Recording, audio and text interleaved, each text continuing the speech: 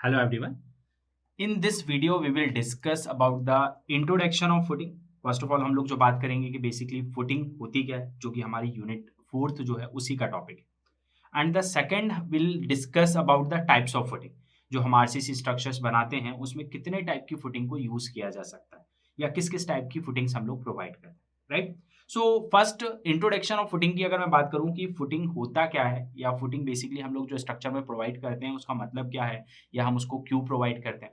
तो footing basically क्या होता है? Footing is that portion of the foundation which ultimately delivers the load of the structure superstructure to the soil on which it rests. मतलब क्या होता है कि जो स्ट्रक्चर होता है आपको पता है कि दो पार्ट में होता है. एक जो आपके जीएल से ऊपर होता है, ग्राउंड लेवल से ऊपर होता है, वो पूरा का पूरा सुपर स्ट्रक्चर होता है. और जो फाउंडेशन वाला पार्ट होता है वो आपका क्या होता है? नीचे का सब स्ट्रक्चर होता है. तो जो फुटिंग होती है, फुटिंग बेसिकली क्या करती है कि जितना भी सुपर स्ट्रक्चर का लोड, पूरा का पूरा सुपर स्ट्रक्चर का लोड कॉलम के थ्रू फुटिंग पे जाता है और फुटिंग से क्या होता है, अर्थ के एरिया पे बेसिकली वो क्या होता है, डिस्ट्रीब्यूट होता है. तो फुटिंग का जो मेन काम है वो क्या है, लोड को अर्थ के ऊपर डिस्ट्रीब्यूट करने का. तो हमारी वजह से जितना भी लोड स्ट्रक्चर पे ट्रांसफर होता है, जैसे लाइव लोड हो गया, डेड लोड हो गया, हम घर में रहते हैं तो हम सब लाइव लोड है, जो सामान है वो उसकी वजह से लोड आ रहा है, स्ट्रक्चर का खुद का वेट है, ये अल्टीमेटली कहाँ ट्रांसफर होता है? नीचे जाता है, कॉलम कॉलम के थ्रू फुटिंग में जाता है और फुटिंग से क्या होता है, अर्थ में डिस्ट्रीब्यूट होते जाता है. तो हमारी जो फुटिंग का काम है वो लोड को अर्थ में डिस्ट्रीब्यूट करने का है. क्लियर है? तो बेसिकली फुटिंग का ये काम होता है. अब अगर मैं बात करूं ऑब्जेक्टिव ऑफ फुटिंग, अगर कोई आपसे पूछता है कि ऑब्जेक्टिव ऑफ फुटिंग क्या है, मींस फुटिंग प्रोवाइड करने के रीजंस क्या हैं, हम क्यों फुटिंग प्रोवाइड कर सकते हैं, तो पहला तो यही हो गया, to spread the load from super structure over a large area of soil. Super structure से लार्ज एरिया ऑफ सॉइल पे ये बेसिकली क्या करता है, लोड को डिस्ट्रीब्यूट करता है. एंड द सेकंड अगर ऑब्जेक्टिव की मैं बात करूं तो क्या होता है, to limit the total settlement of the structure. मतलब स्ट्रक्चर का जो सेटलमेंट हो सकता है उसको भी बेसिकली फुटिंग क्या करता है, रोकता है. क्योंकि आप खुद सोचिए कि अगर मैं कॉलम है, जो कॉलम को सीधा अगर मैं सॉइल के ऊपर बना दूं तो कॉलम का सरफेस एरिया जो होता है, क्रॉस सेक्शन एरिया, वो कम होता है, तो वो क्या होगा, सेटलमेंट हो जाएगा. और वहीं हम नीचे उसकी फुटिंग बना देते हैं जिसका एरिया क्या होता है, ज्यादा होता है. तो वो ज्यादा एरिया की वजह से क्या होता है, वो आपका जो प्रेशर सॉइल की वजह से आता है उसमें बेसिकली सेटलमेंट को भी बेसिकली ये क्या करता है, रोकता है. तो मेन जो हमारे दो पर्पस हैं फुटिंग को प्रोवाइड करने के लिए, या हम जिनको ऑब्जेक्टिव्स भी बोल सकते हैं, तो पहला तो ये लोड को ट्रांसफर करता है जो अर्थ पर डिस्ट्रीब्यूट करता है, and second the two limit the total settlement of the structure, right. तो ये होगी ऑब्जेक्टिव की बात. अगर अब मैं बात करता हूँ कि बेसिकली जो फुटिंग होती है आरसीसी स्ट्रक्चर में, वो कितने टाइप की हम फुटिंग प्रोवाइड करते हैं, तो most common type of footing जो यूज होती है for RCC structure, first is isolated footing. अगर मैं सबसे पहले की बात करूं तो पहली होती है आइसोलेटेड आइसोलेटेड फुटिंग. पहली होती है कौन सी, आइसोलेटेड फुटिंग की बात हम लोग करते हैं. आइसोलेटेड फुटिंग के बाद जो सेकंड की अगर हम बात करें तो सेकंड जो होती है वो होती है कंबाइंड फुटिंग. कंबाइंड फुटिंग होती है, ठीक. अगर इसके बाद मैं थर्ड की बात करूं, फर्स्ट होती है आइसोलेटेड फुटिंग, उसके बाद हम बात करते हैं सेकंड, तो सेकंड हो गई आपकी कंबाइंड फुटिंग. अगर मैं थर्ड की बात करता हूं, थर्ड टाइप की जो फुटिंग होती है वो स्ट्रैप फुटिंग होती है. Strap footing. इसके बाद अगर मैं फोर्थ बात करूं आरसीसी स्ट्रक्चर में जो हम लोग प्रोवाइड करते हैं, वो मैट और जिसको हम राफ्ट फुटिंग भी बोल सकते हैं, raft raft footing.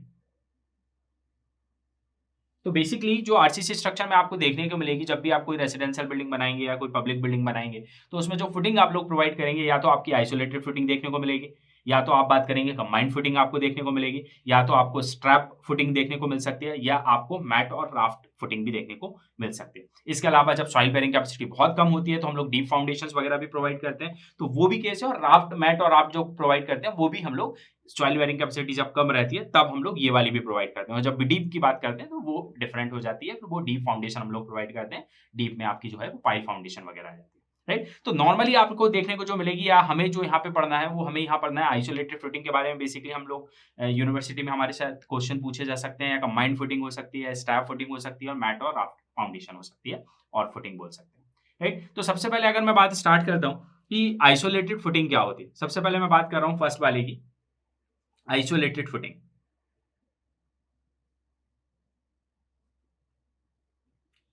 Isolated footing क्या होती है, सबसे पहले हम इसकी बात करें. सो आइसोलेटेड फुटिंग को अगर मैं प्रॉपर डिफाइन करूं तो a footing that support a single column is known as isolated footing. मतलब वो फुटिंग जो सिंपल एक सिंगल कॉलम को सपोर्ट करती है। मतलब एक कॉलम आपने बनाया, आपने क्या किया बेसिकली, जब कोई कंस्ट्रक्शन होता है, आपने कोई बिल्डिंग बनती हुई देखी होगी, तो आपने देखा होगा कि एक गड्ढा किया जाता है, वहां फुटिंग बनती है, उसके ऊपर एक कॉलम बनता है, फिर एक डिस्टेंस पे गड्ढा होता है, एक्सकेवेशन किया जाता है, फिर वहां पे फुटिंग बनाते हैं और उसके ऊपर कॉलम बनाते हैं, और बेसिकली फिर क्या करते हैं, प्लिंथ लेवल पे एक बीम बना के इन दोनों को आपस में कनेक्ट करते हैं। तो एक कॉलम के नीचे सिंगल फुटिंग है, फिर दूसरे कॉलम के नीचे फिर सिंगल फुटिंग है, फिर जो तीसरा कॉलम होगा बिल्डिंग का उसके नीचे सेपरेट फुटिंग है। तो हर कॉलम के नीचे जो सेपरेट फुटिंग देते हैं उस फुटिंग को हम लोग क्या कहते हैं, उसको हम आइसोलेटेड फुटिंग कहते हैं। अब आइसोलेटेड फुटिंग कब कब आपको प्रोवाइड करनी है, तो पहली कंडीशन है कि load on the column is small. अगर आपका जो कॉलम के ऊपर लोड आ रहा है वो स्मॉल लोड है, मतलब मिनिमम लोड है। कब, जैसे नॉर्मली आप 1 BHK का कोई मकान बना रहे हैं, 2 BHK का या इंडिपेंडेंट कोई बंगलो आप लोग बना रहे हैं, तो वहां पे जो लोडिंग होती है नॉर्मली कम होती है, और वहां की सॉइल अगर बेयरिंग कैपेसिटी ठीक ठाक है, आपकी हार्ड सॉइल आ रही है, 3 फीट 4 फीट खोदने पे हार्ड सॉइल आ रही है, तो उस कंडीशन में हम लोग क्या प्रोवाइड करेंगे, आइसोलेटेड फुटिंग करेंगे।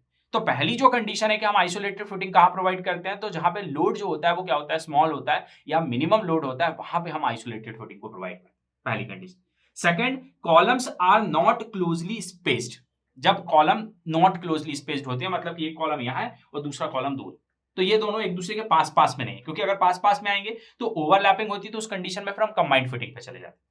तो अगर क्लोजली स्पेस नहीं है तो उस केस में भी हम लोग फिर सेपरेट फुटिंग प्रोवाइड कर देते हैं कि लोड के हिसाब से जो डायमेंशन आ रहा है, क्योंकि स्पेस आपके पास सफिशिएंट है, तो जो डायमेंशन आते हैं तो इजीली हम लोग उसको प्रोवाइड कर पाते हैं।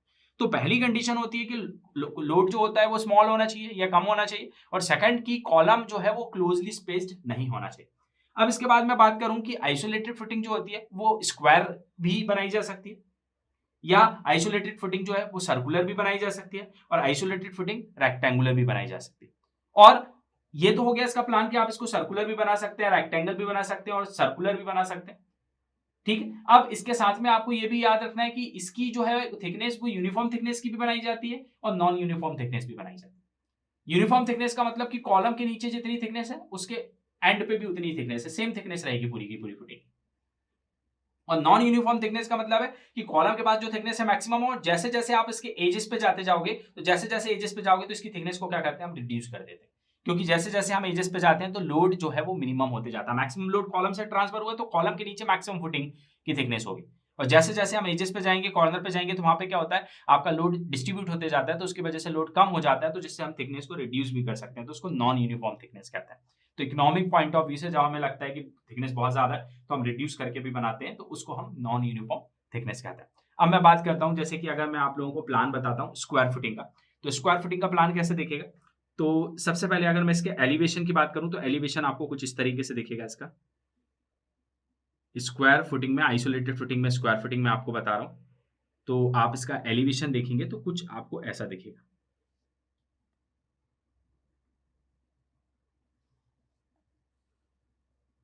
ठीक, एलिवेशन। इसके बाद अगर आप इसका प्लान देखेंगे तो प्लान आपको कुछ इस तरीके से दिखेगा।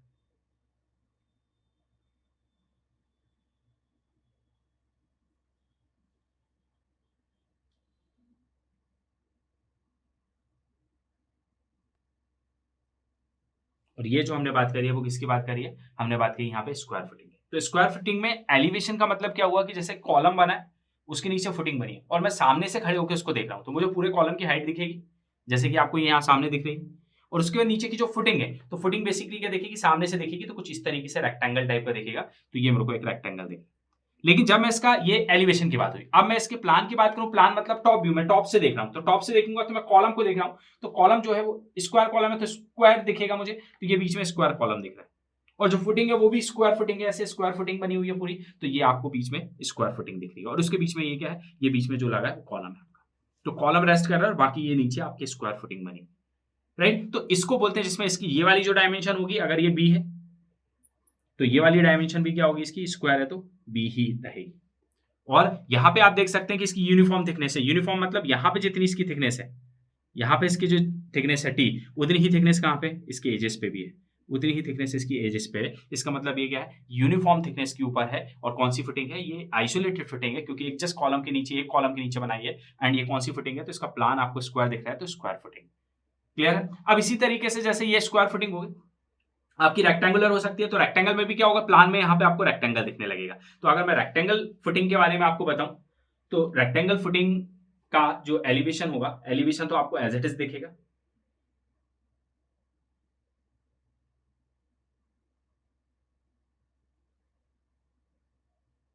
एलिवेशन आपको कुछ इस तरीके से ही दिखेगा, यूनिफॉर्म थिकनेस के साथ ही बता रहा हूं। उसके बाद आपका जो प्लान होगा,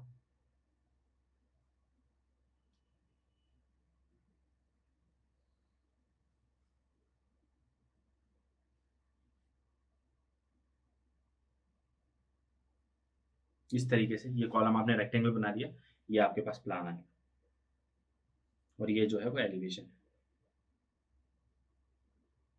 इसमें क्या होगा, ये जो इसकी डायमेंशन है, ये अगर बी है तो ये क्या होगी, ये कैपिटल बी के बराबर होगी, मतलब ये दोनों एक दूसरे के बराबर नहीं होंगी। इसका ये साइज कुछ और होगा और ये साइज कुछ और होगा। तो इस कंडीशन में जो प्लान है वो आपको रेक्टेंगल की तरह दिखेगा, इसकी एक डायमेंशन अलग है और एक डायमेंशन अलग है, लेकिन आप एलिवेशन देखेंगे तो एज इट इज दिखेगा जैसे आपको स्क्वायर का दिख रहा है। तो एलिवेशन में कोई चेंजेस नहीं है।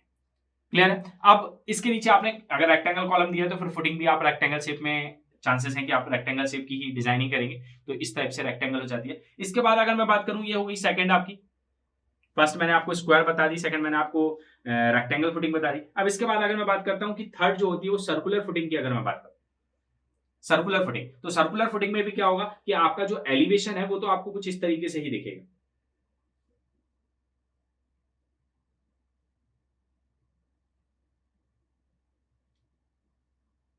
यूनिफॉर्म थिकनेस में एलिवेशन आपको कुछ इस तरीके से दिखेगा, लेकिन जब आप इसका प्लान ड्रॉ करेंगे तो ये प्लान कुछ इस तरीके दिखेगा, क्योंकि हम यहाँ पे बात कर रहे हैं सर्कुलर फुटिंग की, तो वो आपको सर्कुलर दिखेगा। इसके अंदर कॉलम भी जो है वो कौन सा है, सर्कुलर।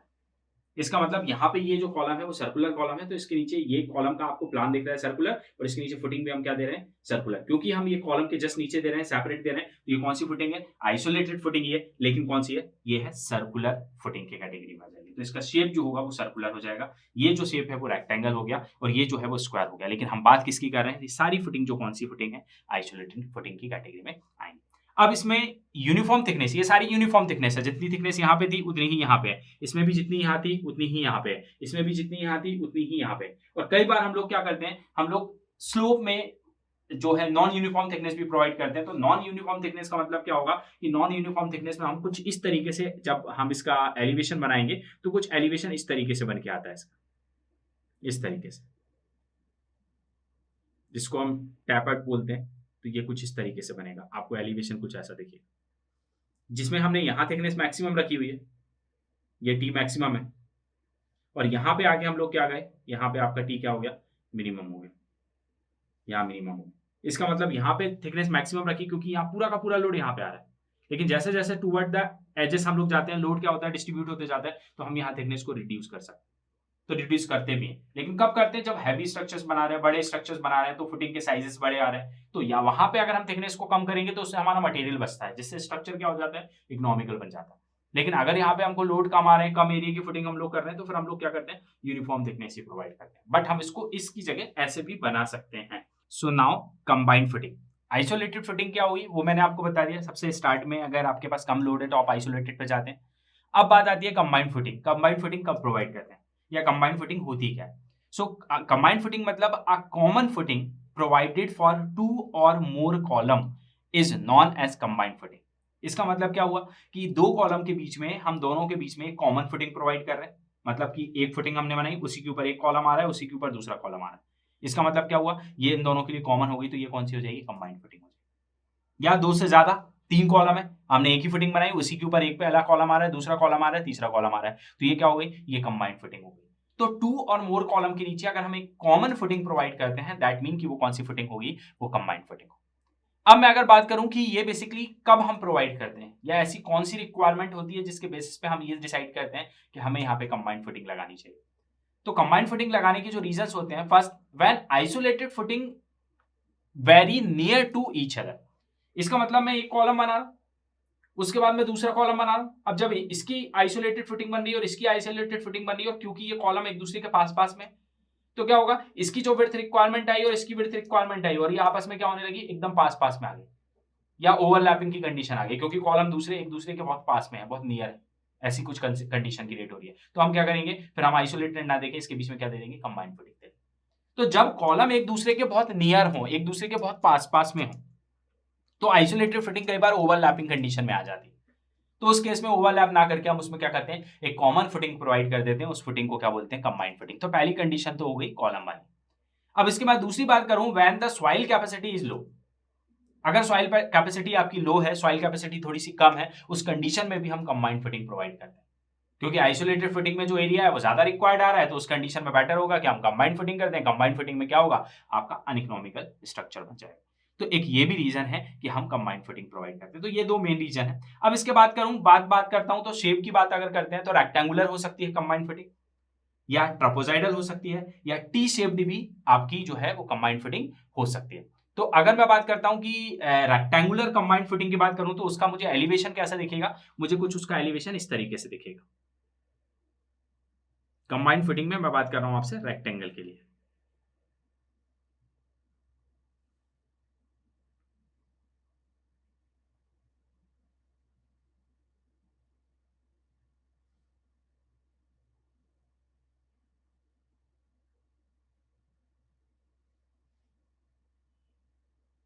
ये देखिए, ये होगा इसका एलिवेशन, जिसमें क्या है, ये कॉलम आपका बना हुआ, ये दूसरा कॉलम आपका बना है, और इसके नीचे हम लोगों ने क्या किया, कॉमन फुटिंग प्रोवाइड कर दी। तो ये कंबाइंड फुटिंग हो गई, तो ये एलिवेशन हो गया। इसी का अगर आप प्लान देखेंगे तो प्लान आपको कुछ इस तरीके से दिखेगा।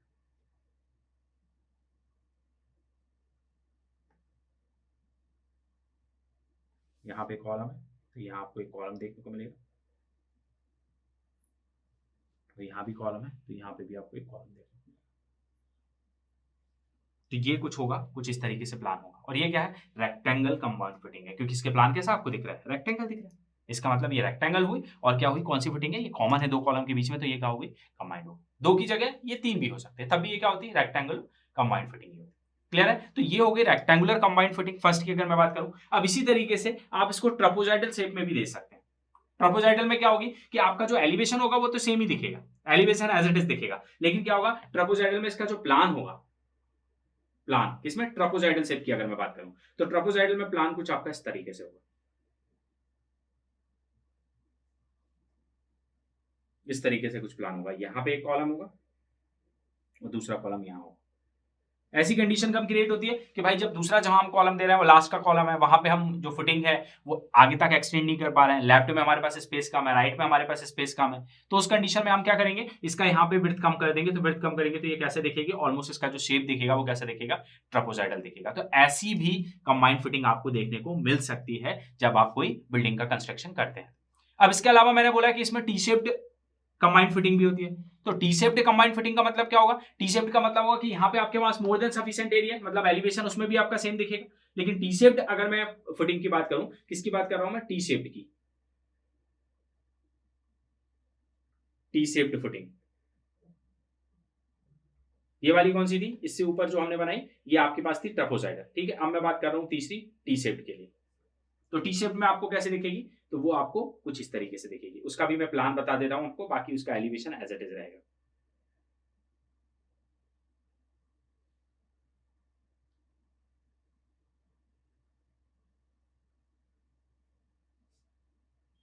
एक कॉलम यहाँ है तो यहाँ आ जाएगा, और दूसरा कॉलम आपका यहाँ आ जाएगा, कुछ इस तरीके से उसका प्लान दिखेगा। ये किसका हो गया, प्लान हो गया, किसके लिए, टी शेप्ड के लिए। टी शेप्ड फुटिंग कुछ आपको इस तरीके से जो कि टी की तरह दिखेगी। इसमें भी क्या हो रहा है कि ये अपने पास फुटिंग बनी, यहाँ पे आपके पास एरिया सफिशिएंट है तो आपने प्रॉपर बना ली, लेकिन आगे में यहाँ पे हमारे पास विड्थ प्रॉपर अवेलेबल नहीं है, तो उस कंडीशन में हम उसके डायमेंशन को कम भी कर सकते हैं, राइट। तो ये कुछ कंडीशन होगी, तो आपको कंबाइंड फिटिंग देखने को मिलेगी, जिसमें एक रेक्टेंगल कंबाइंड फिटिंग जो सबसे ज्यादा कॉमन देखने को मिलेगी। उसके बाद आप ट्रापेजॉइडल शेप भी बना सकते हैं इसमें, और इसमें आप टी शेप भी बना सकते हैं। तो बेसिकली एलिवेशन तीनों में सेम दिखेगा, बट जो तीनों का प्लान होगा वो आपका क्या होगा, डिफरेंट होगा। तो अब ये हो गई सेकंड, जिसमें कंबाइंड फिटिंग की बात करी हमने, तो कंबाइंड फिटिंग हमारी हो गई। Now third, strap footing. Strap footing क्या होती है, राइट। तो स्ट्रैप फुटिंग को अगर डिफाइन किया जाए तो it is one of type of combined footing. ये जो होती है वो एक तरीके से कंबाइंड फिटिंग का ही टाइप होती है। It is consist of isolated footing of two columns connected by beams called the strap beam, beam not connected to the soil. तो बेसिकली क्या होता है कि अगर मैं स्ट्रैप फुटिंग की बात करूं, तो ये बोल रहा है कि it is one of type of combined footing. ये बेसिकली कंबाइंड फुटिंग का ही एक टाइप है। और ये कंसिस्ट होता है आइसोलेटेड फुटिंग पे। बेसिकली इसमें आइसोलेटेड फुटिंग ही होती, दो कॉलम के बीच में एक कॉलम है, उसके नीचे आइसोलेटेड बना दी, एक कॉलम है उसके नीचे आइसोलेटेड बना दी। बस डिफरेंस ये होता है कि ये जो दो कॉलम्स होते हैं इनको कनेक्ट कर दिया जाता है with the help of beam. Beam की हेल्प से इन दोनों को आपस में कनेक्ट किया जाता है। और जो बीम बनाया जाता है वो बीम क्या है, जैसे जो फुटिंग है, फुटिंग तो सॉइल के ऊपर बनी है, यहाँ पे फुटिंग सॉइल के ऊपर बनी है, लेकिन ये जो बीम बनेगा वो बीम जो होगा वो सॉइल के ऊपर नहीं होता, सीधा ये क्या होता है इस फुटिंग के ऊपर वाले पोर्शन में, ये इधर फुटिंग के ऊपर वाले पोर्शन में कनेक्ट होता है, बट ये सॉइल के ऊपर नहीं होता, सॉइल से टच नहीं होता। तो ये जो बीम होता है उसी बीम को क्या बोलते हैं, स्ट्रैप बीम बोलते हैं। और इसमें नीचे क्लियरली लिखा है beam not connected to the soil, जो बीम होता है वो सॉइल से कनेक्टेड नहीं होगा, नहीं तो अगर वो कनेक्टेड होगा तो एक तरीके से फिर वो कंबाइंड फिटिंग हो जाएगी, राइट, तो वो वहां से कनेक्टेड नहीं होता। अब इसकी रिक्वायरमेंट किस बेसिस पे हम लोग प्रोवाइड करते हैं, तो the distance between the column is so large, अगर डिस्टेंस बहुत ज्यादा लार्ज है, एक कॉलम यहाँ पे, दूसरा कॉलम बहुत दूरी पे, आइसोलेटेड फिटिंग में काम नहीं चल रहा है क्योंकि स्मॉल लोड नहीं है, लोड ज्यादा आ रहा है, आइसोलेटेड फिटिंग बना नहीं सकते। कंबाइंड बनाएंगे तो दोनों के बीच में कंबाइंड बनाएंगे तो एरिया बहुत ज्यादा लगेगा, एरिया लगेगा तो मटेरियल लगेगा, मटेरियल लगेगा तो अनइकोनॉमिकल स्ट्रक्चर होगा। तो उस केसेस में हम क्या करें, चले जाएंगे, तो हम चले जाएंगे स्ट्रैप फुटिंग के ऊपर, क्योंकि स्ट्रैप फुटिंग में क्या हुआ, एक हमने उसके नीचे फुटिंग बना दी, एक इसके नीचे फुटिंग बना दी, और इसकी स्ट्रेंथ बढ़ाने के लिए हम इसके बीच में सिर्फ एक बीम लगा रहे हैं। तो बीम के डायमेंशन का हमें कंक्रीट लगाना पड़ेगा। तो कंबाइंड लगाते तो कंबाइंड में क्या होगा, प्रॉपर आपको एरिया कवर करना पड़ेगा, तो विड्थ ज्यादा होगी, डेप्थ ज्यादा होगी through out the full distance, तो उस कंडीशन में कंक्रीट ज्यादा लगेगा, मटेरियल ज्यादा लगेगा, स्टील ज्यादा लगेगा, तो आपका अनइकोनॉमिकल स्ट्रक्चर हो जाएगा। तो उसकी जगह हम लोग क्या करेंगे, हम लोग यहाँ पे स्ट्रैप फुटिंग प्रोवाइड करेंगे, ठीक है। तो पहली कंडीशन हुई the distance between the column is so large, उस केस में हम लोग क्या करते हैं, स्ट्रैप फुटिंग को प्रोवाइड करते हैं। अब स्ट्रैप फुटिंग आपको दिखेगी कैसे, कुछ तरीके से दिखेगी। तो अगर मैं इसका एलिवेशन आप लोगों को ड्रॉ करके बताता हूँ और मैं आपको इसका प्लान बताता हूँ, तो एलिवेशन कुछ आपको इस तरीके से दिखता है स्ट्रैप फुटिंग के लिए, कुछ इस तरीके से आपको एलिवेशन दिखेगा स्ट्रैप फुटिंग का, इस तरीके से दिखेगा, जिसमें ये जो होता है ये होता है स्ट्रैप बीम, ये हो गया इसका एलिवेशन, ठीक। अब इसके प्लान की बात करें तो प्लान कुछ ऐसा दिखेगा इसका, ये आपको यहाँ पे आइसोलेटेड फुटिंग टाइप की ही दिखेगी, यहाँ पे भी आपको एक आइसोलेटेड फुटिंग टाइप में दिखेगी, और यहाँ पे बीच में ये जो कॉलम बना हुआ है, यहाँ कॉलम बना हुआ है, इसके बीच में आप लोगों को बीम दिखेगा जो कि यहाँ से इस तरीके से कनेक्ट किया गया। ये हो गया इसका प्लान, कुछ इस तरीके से। तो ये जो बीम है यहाँ पे, यही क्या होता है आपका स्ट्रैप बीम होता है, स्ट्रैप बीम होता है, राइट। तो स्ट्रैप फुटिंग कुछ आपको इस तरीके से देखने को मिलेगी, जिसमें एलिवेशन आपको दिखेगा, ये कॉलम है उसके नीचे ये फुटिंग बनाई है, और इन फुटिंग को आपस में कनेक्ट करने के लिए यहाँ पे एक बीम बना दिया गया जो कि स्ट्रैप बीम कहलाता है। या अगर मैं इसके प्लान को बताऊं तो प्लान में देखेंगे तो ये पूरी फुटिंग है, आपको एक सिंपल आइसोलेटेड फुटिंग दिखेगी, स्क्वायर या रेक्टेंगल जैसी भी होगी, उसके बीच में कॉलम है, और कॉलमों को और फुटिंग को आपस में कनेक्ट करने के लिए बीच में एक बीम दिखेगा, तो वो कौन सा होगा, वो स्ट्रैप बीम होगा। तो इस टाइप की जो फुटिंग होती है, उस टाइप की फुटिंग को हम लोग क्या बोलते हैं, स्ट्रैप फुटिंग बोलते हैं। अब अगर हम बात करते हैं किसकी, लास्ट टाइप में, लास्ट आपकी कौन सी थी, तो लास्ट है आपके पास मैट और राफ्ट फुटिंग। मैट या राफ्ट फुटिंग की अगर मैं बात करूं, मैट और राफ्ट फुटिंग क्या होती है, तो बेसिकली अ मैट और raft is a combined footing that cover the entire foundation area under a building. इसमें क्या होता है, ये क्या होती है कि कंडीशन होती है कि इसमें क्या होता है कि बेसिकली ये भी एक कंबाइंड फुटिंग का ही टाइप है, लेकिन उसमें हम क्या बात कर रहे थे कि दो कॉलम या दो से ज्यादा कॉलम को कवर करें। इसमें क्या हो रहा है, पूरी की पूरी फाउंडेशन कवर हो रही है। पूरी की पूरी फाउंडेशन का मतलब, मान लीजिए अगर आप एक बिल्डिंग बना रहे हैं, या आप कोई रेसिडेंशियल बिल्डिंग बना रहे हैं, या कोई बंगलो बना रहे हैं, और उसमें मान के चलिए 10 कॉलम है, तो 10 के 10 कॉलम जो होंगे वो आपस में कनेक्टेड होंगे। तो इस टाइप की जो फाउंडेशन अगर आपको देखने को मिलेगी या फुटिंग मिलेगी, उसको क्या बोलेंगे, मैट और राफ्ट फुटिंग, या हम इसको फाउंडेशन बोलते हैं। और ये कब प्रोवाइड करेंगे, when the bearing capacity of soil is so low, अगर बियरिंग कैपेसिटी ऑफ सॉइल क्या है बहुत कम है, तो उस कंडीशन में हम लोग किस पे जाएंगे, मैट और राफ्ट फुटिंग पे जाएंगे, जहां पे या तो हम डीप फाउंडेशन करेंगे, डीप नहीं दे रहे हैं तो हम मैट और राफ्ट फाउंडेशन हम लोग प्रोवाइड करेंगे। और सेकंड कंडीशन क्या है, सेकंड कंडीशन है कि वही कि pile foundation can not be used, हम पाइल नहीं दे पा रहे हैं, तो उस कंडीशन में हम ये देंगे, अदरवाइज हम वो डीप में जाएंगे, डीप मतलब पाइल फाउंडेशन पे जाएंगे, राइट। और उसके बाद column load are heavy, column के ऊपर क्या है, हैवी लोड है, उस कंडीशन में भी हम किस पे जाएंगे, मैट या राफ्ट फुटिंग के ऊपर या फाउंडेशन के ऊपर हम लोग जाते हैं। अब मैं अगर इसका आपको एलिवेशन और प्लान बताऊं तो किस तरीके से दिखेगा, तो मान लीजिए कि एक लाइन में नंबर ऑफ कॉलम्स है, तो कुछ एलिवेशन ऐसा होगा,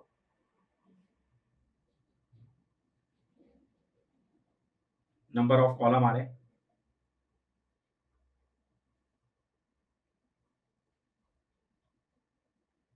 ऐसे नंबर ऑफ कॉलम्स आ रहे हैं मान लीजिए,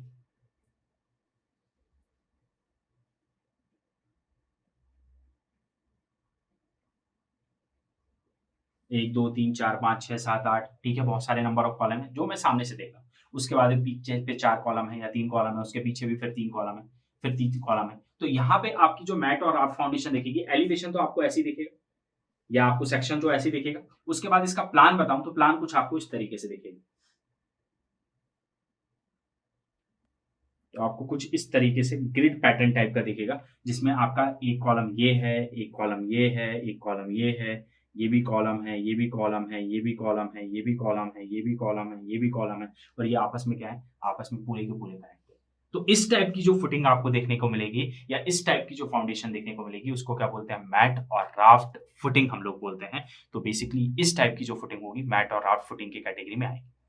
तो इस टाइप की जो फुटिंग होती है वो फोर्थ कंडीशन में प्रोवाइड की जाती है, जब बियरिंग कैपेसिटी कम होती है या हम लोग पाइल फाउंडेशन प्रोवाइड नहीं कर पा रहे हैं, तो फिर हम क्या करेंगे, मैट और राफ्ट फुटिंग इस तरीके से प्रोवाइड करेंगे, या हैवी लोड कंडीशन है तो हम इस तरीके से प्रोवाइड करेंगे।